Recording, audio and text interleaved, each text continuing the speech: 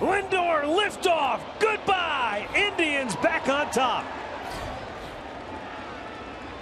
7th home run of the year, 2nd in the series, his 3rd hit of the afternoon. 2nd straight game. Francisco has had a 3-hit game, and boy, is there any bigger than that one. On the full count pitch, boy, he gives the Indians the lead right back. Attaboy, young man, way to go. He challenged him and got beat. 7th home run for Lindor, 2nd of the afternoon for the Indians. Boy, you gotta love that. You can't get the bunt down. The guy gets thrown out trying to steal Ramirez, and everything just seems to blow up in your face.